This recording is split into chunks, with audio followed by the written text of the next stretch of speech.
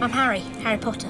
The book caught me immediately. I mean, Jo Rowling writes with such a imagination. You know, she has such a vivid imagination and such a wonderful sense of humor. And you know, it's a mythic book. And Harry himself is, in so many ways, and every person and every man. He comes from a dysfunctional family. His parents are dead. He's not a great student. I think many of us can relate to that. And yet he's capable of great things. You must be the youngest Quidditch player in a century, according to McGonagall. I remember hearing a story when I was being interviewed for the directing job of the first Harry Potter film. People were talking about combining 2 of the books together, or 3 of the books, just to pick out, because it would be easy as a director, I have to admit, pick out your favorite action sequences, you put them in one film, and you've got a great Harry Potter movie, but then you've destroyed the whole series. When I first met Jo, I made a promise to her that we would be faithful to the book.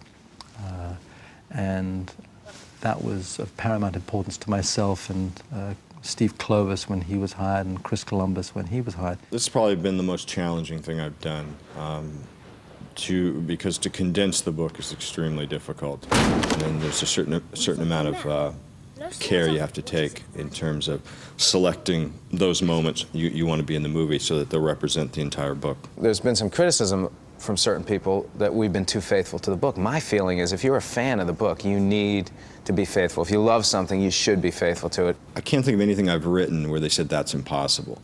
I think what everyone has done is taken on the challenge of being faithful to the book. Jo Rowling's probably been my greatest asset during the 2 years I've been working on this, because she's been, you know, incredibly available, very generous with her time. She has such a depth of knowledge, a knowledge that goes far beyond what's in the books. In a way, I look at the book as a tree, and we see the tree, but she has knowledge of all the roots. You know, she has endless notebooks filled with ideas and thoughts and notes on Hogwarts and the world and the characters. One of the mantras in the film for us when we were making it was, we want this to be unlike anything we've ever seen. We want to do things that are unlike anything, that really you have no other filmic reference for. Jo Rowling creates these worlds. You don't have any filmic reference for a ceiling that reflects the night sky. It's not real, the ceiling. It's just bewitched. We didn't have anything to look at. You don't have a filmic reference for a Quidditch game. You know, I don't envy Chris in the sense that, you know, when you have a scene like Quidditch that lives in the minds of readers, and they have it worked out in their head in this extraordinary fashion, to realize that for film is, you know, I think terrifying on some level, because you want to deliver in every way possible. But I think that's part of the fun of it. Jo Rowling conjures up these images so vividly that bringing them to life just felt like a very natural, as I said, organic process. Hogwarts was a place that should look as if it's been built by magic, constructed by magic, and we felt that that was important in terms of the construction of the set and in terms of the construction of the model, of the look of all of Hogwarts. Yet at the same time, it had to feel timeless. It had to feel as if it's existed forever. It had to be sort of a little grungy, a little dirty, but it still had to have some integrity and reality. I mean, you do walk into these sets, wherever you may be, here at Leavesden Studios, and you feel like you're at the school, which is a remarkable achievement from our production designer, because Stuart Craig designed all of this, and we were all, you know, sort of unified in a similar vision. We all wanted it to feel very real. Hogwarts is 1,000 years old. So that process and that knowledge leads you to finding and realizing that the only architecture that exists from them is the great cathedrals. And so that was the starting point. That was the trigger. That was the key that unlocked the whole thing. What we were aware of is building a world that was real, a world that would last, or that would seem that would have been there forever and that would last forever. The chief material used in the set construction on this film is plaster. Does anybody feel like we shouldn't be here? They make molds, impressions of real things, and then out of those molds are cast solid sheets of brickwork, sculptures, you know, oak beams, whatever you need. The floor in the Great Hall is made of actual York stone, which has a greater degree of permanence than other materials we might have used, which is a good thing, given that we have 400 kids in and out of there each day. The Great Hall was the dining hall at Christ Church College in Oxford. We took the idea and the physical dimensions of that hall at Christchurch. And I think we improved on it, at least as far as the specifics of this movie are concerned. Hogwarts is a place that's rooted in reality in terms of architecture, but certain parts of that architecture, like paintings on the wall, may move. That's the thing that's wonderful about this place, is it feels real, but if you turn a corner, you may see a ghost, you may see something that's a little magical, it's a little unreal, which is kind of interesting. What's pleasing about what we've done and what we're continuing to do is the number of children especially who said, oh, it's just like I imagined it would be. Set and action! This is no graveyard. It's a chessboard. The chessboard was built as a complete set, so walking onto that set for the first time was absolutely staggering. I'll never forget working on that set. I was so excited about doing the chess scene that I used to go to the construction site every couple of weeks just to see how it was progressing. When I got there on the day when the pieces actually arrived and the set actually started to take shape, I was just amazed by the scope of it. And I thought, when we light this properly and we shoot it with specific lenses and we put these little kids in this world, it's going to feel completely magical. I think this is gonna be exactly like wizard chess. The visual effects for me was a great challenge because I'd never worked with visual effects before. I always shied away from visual effects because I just felt that I'd get bored with them or I wouldn't be interested in them. Now that visual effects have reached a point that I've become obsessed with them. Count action, come up immediately. Because if you get an idea that morning where you say, I'd love a ghost to pass through the table here, it doesn't take weeks of planning. You can actually do it. Hello! I think there are somewhere between 700 and 800 visual effects shots in the film, so that undoubtedly was a great challenge, bringing Quidditch to life, bringing the troll, Fluffy, Voldemort, all to life, you know, a great challenge. But somehow it didn't feel it didn't feel impossible. It, as I said, evolved oh so naturally from the book. For Quidditch, particularly, we always felt it was important that Quidditch feels like a real sport, meaning that if you did have broomsticks that flew, and if you had access to a stadium with 3 enormously huge golden hoops, if you could believe that all those things were possible, if we could make the audience believe that, then we could create a sport that people believed actually was being played. Oh, Mail's here. 80% of the owls that you see on screen are real. Gary Giroux, our animal trainer, was in England. He had access to more owls, I think, than you could ever find in America. So we were able to train all sorts of owls. Owls are beautiful creatures, but they are difficult to train. When you see Hedwig deliver the Harry's Nimbus 2000, his broomstick, you see some of the owls delivering mail. Now, obviously, we didn't fill this room with owls, but we did do several shots with real owls delivering mail here, which is incredibly difficult, but we added some CG owls to fill the room because you couldn't, in terms of training these owls, you couldn't get more than a few in at a time or else they would start running into each other. It's true then, what they're saying on the train. Harry Potter has come to Hogwarts. Harry Potter. We'd been looking for Harry for quite some time. I'd begun looking for Harry before Chris Columbus came aboard in November of 1999. And here we were in July and we hadn't found our Harry. And Steve Clovis and I went off to the theatre. And I walked into the theatre and there was this boy. And so I was struck by him, and all through the play I could barely pay attention. I was looking behind me at this person who had this quality, this old soul. I realized that this boy had something very special, had the quality that we were looking for. Ow! You stood on my foot! Obviously, we tested a lot of kids, and once we saw these 3 kids on screen together in their initial screen test, we realized that there was an enormous amount of chemistry between them, and we thought, these are the kids, and they fit together. What if I make a fool of myself? You won't make a fool of yourself. It's in your blood. We had the most fantastic group of actors, children and adults alike.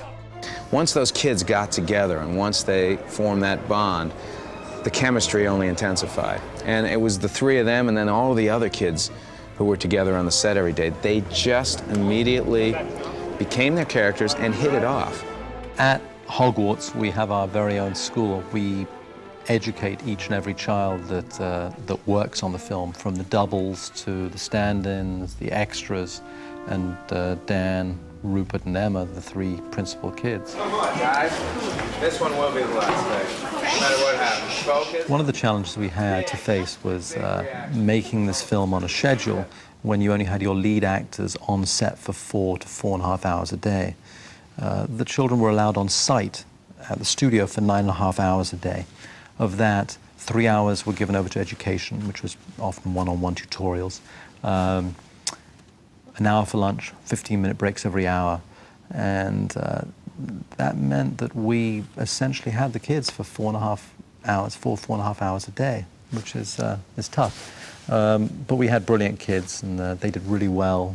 They had a great time doing it. They seemed to laugh an awful lot. One of the challenges we faced was trying to stop them smiling in the middle of takes. They had such a good time.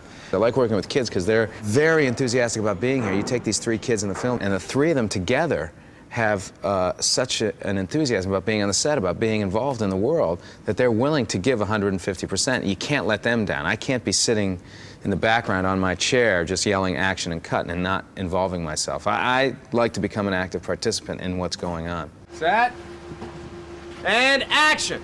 I think it all stemmed from Chris, really, Chris Columbus, who has 4 children of his own and creates the most wonderful atmosphere on set. It really feels like one big family. The key for me is to bring out the enthusiasm I have for these characters and these books myself, to bring that particular enthusiasm out in the actors. Hello, sir.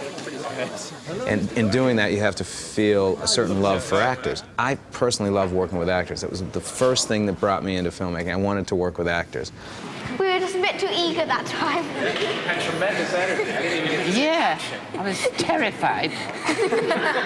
The adults were fantastic. They exhibited great patience, great support, and obviously great talent. There was a lot of playing around, and I think it was Dan and Rupert. They reprogrammed Robbie Coltrane's mobile telephone into Turkish, which caused a little bit of a dismay on Robbie's part. One of the most exciting things about these films would be to see the same cast throughout the 7 films and to see them grow throughout their years at Hogwarts. That may be a pipe dream, that may not be possible, but it would be, from a cinematic point of view, very exciting. You would actually see Harry Potter grow from an 11-year-old to a 17-year-old. Excellent work, guys. Good work. Great. We're going to do it one more time. Perfect, but we got to go again. Inevitably, when you make a film, there are things you'd like to do over and work, and when you see a film, you go, oh, I wish I could have done that again. And one of the things that advantages you have when you make a second film in the same world is you get to work on some of those things. Well, we learned so much. First, in the process of making the film, we learned so much about different elements of the book, the characters, Quidditch, that we take what we've learned from the first film, apply it to the second film, take the things we didn't like from the first film and change it. Quidditch is pretty close to how I dreamed it. What we've got in the second film is we've honed it a little bit. It'll be, I think the movement will be a little faster. We're also incorporating a trench around the outside of the field, which will be where a big portion of the action takes place as Harry is chased by a bludger throughout the field. In Harry Potter and the Chamber of Secrets, we have many new characters, amongst them Gilderoy Lockhart, wonderfully narcissistic and self-promoting new professor of the dark arts, being played by Kenneth Branagh. And we meet Ron's father, Arthur Weasley. Lucius Malfoy, who was Malfoy's father, who was wonderfully evil. We get to meet a new student, a kid by the name of Colin Creevey, who's an obsessive fan of Harry Potter, who's constantly taking his photographs. Another character we meet is Ginny Weasley, who's Ron Weasley's younger sister. There's also little characters sprinkled in and about. We get to meet Madame Pomfrey, who runs the hospital for the first time. We meet Madame Sprout, who runs the greenhouse. The other thing that we have in the second film, which I really love, is the flying car, which Harry and Ron fly a Ford Anglia to Hogwarts, which is cause of much havoc and mayhem and a lot of fun. We also meet the whomping willow, which is a tree that is a willow that whomps. Some new interesting characters and the same gang of characters coming back. Harry, at a certain point in the second book and second film, is a suspect in the horrors that are going on at the school, and in so being is cast aside and is looked on with both fear and dislike by many of the students. And you're telling a story that's a little bit darker than the first one, and and the characters are a year older, so they're a little more complex, and little things are happening with each character. A host of really wonderful, eccentric, mad, original characters that Joe has concocted that will be seen in the film. Thought you were leaving without saying goodbye, did you? I think I'm most proud of the fact that the fans of the book and seem to love this film, and that's important. That's important to me. It's been a few years filled with the most amazing experiences, the most amazing moments. It's been a great journey. I'm very lucky. Quidditch is easy enough to understand. Each team has 7 players, 3 chasers, 2 beaters, 1 keeper, and the seeker. There are 3 kinds of balls. This one's called the quaffle. Now the chasers handle the quaffle and try to put it through one of those 3 hoops. The keeper defends the hoops. Bludger. Nasty little buggers. The golden snitch. It's wicked, fast, and damn near impossible to see. Catch this, the game's over. With me so far? I think so. Ah, the many marvelous and mysterious ghosts of Hogwarts. Each house has its own ghost, and some are less pleasant than others. The Bloody Baron resides in Slytherin House, silver blood and all. Fat Friar, the Hufflepuff house ghost. The Grey Lady of Ravenclaw, and the resident ghost of Gryffindor. Hello! How are you? Welcome to Gryffindor. Nearly headless Nick. I prefer Sir Nicholas, if you don't mind. A victim of a botched beheading. You may ask, how can he be nearly headless? Like this.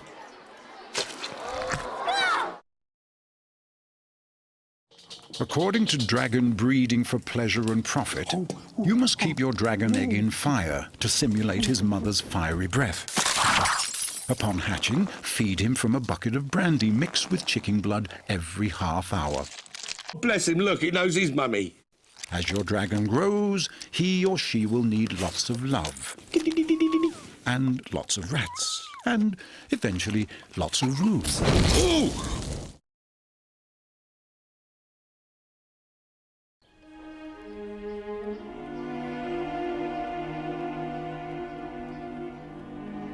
Smile!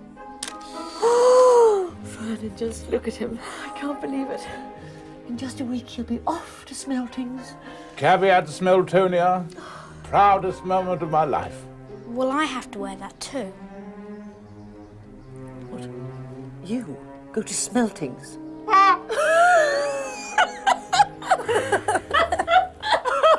Don't be so stupid. You're going to go to the state school where you belong. Now, this is what you're going to be wearing when I've finished dyeing it. But that's Dudley's old uniform.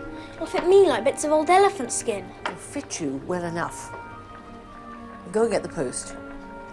Go!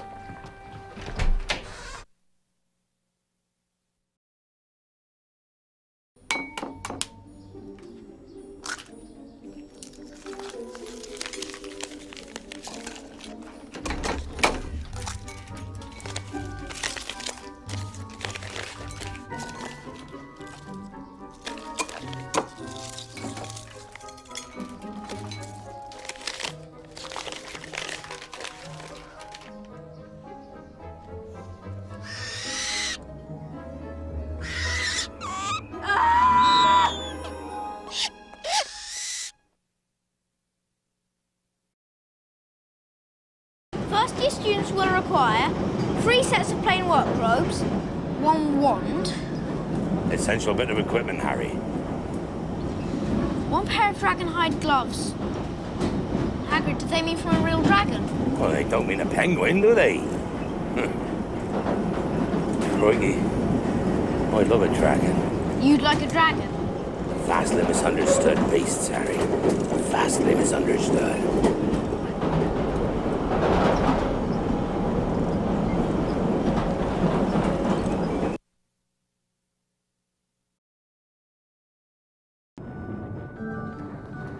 Good of you to get us out of trouble like that. Mind you, we did save her life. Mind you, she might not have needed saving if you hadn't insulted her. What a friend's fool.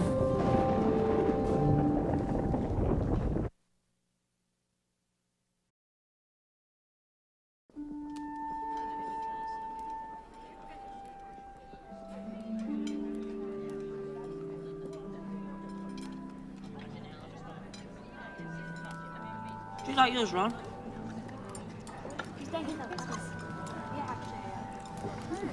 Ron? I'll be right back.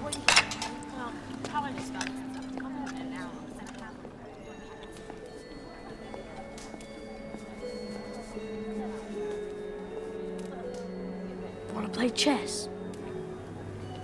No. Want to go and visit Hagrid? No. Harry, I know what you're thinking, but don't. There's something not right about that mirror.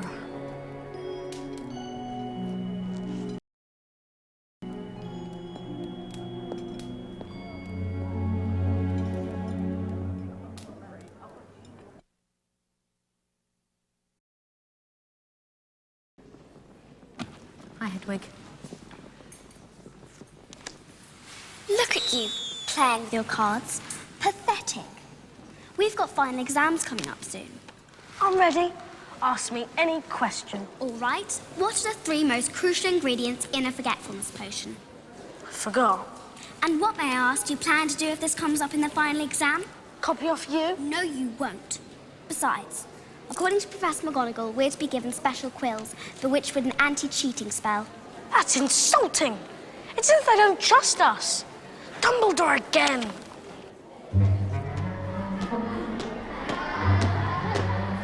Leglock a curse. Malfoy.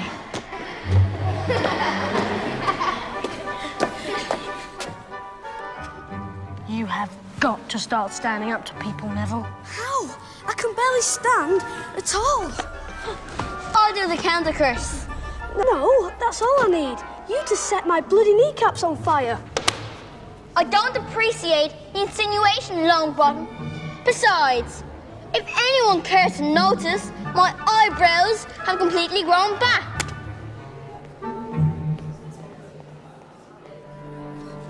I found him. Dumbledore is particularly famous for his defeat of the Dark Wizard Grindelwald in 1945, for his discovery of the 12 uses of dragon blood, and his work on alchemy with his partner Nicholas Flamel. I knew the name sounded familiar. I read it on the train that day. Follow me.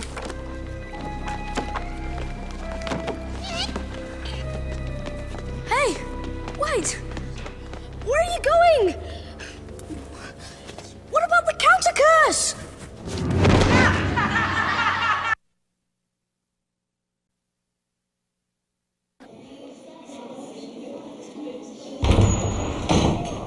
There will be no foolish wand-waving or silly incantations in this class.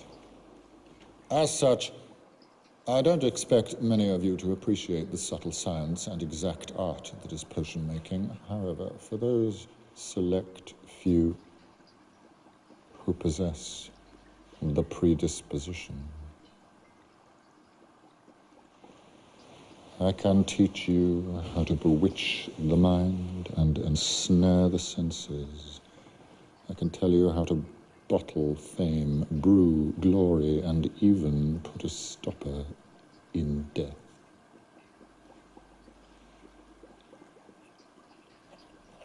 Then again, maybe some of you have come to Hogwarts in possession of abilities so formidable that you feel confident enough to not pay attention.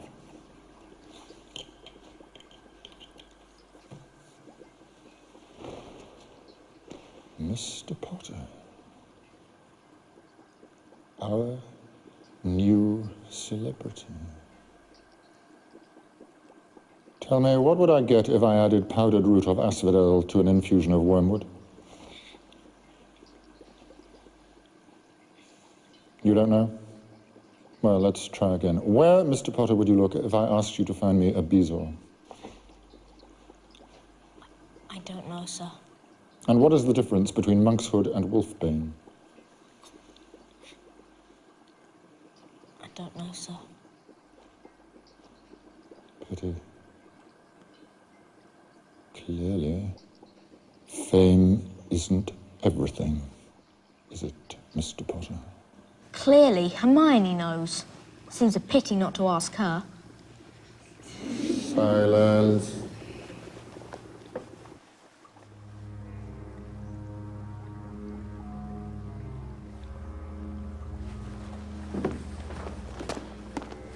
Put your hand down, you silly girl. For your information, Potter, asphodel and wormwood make a sleeping potion so powerful it is known as the draught of the living dead. A bezoar is a stone taken from the stomach of a goat, and it will save you from most poisons. As for monkshood and wolfbane, they are the same plant, which also goes by the name of aconite. Well, why aren't you all copying this down?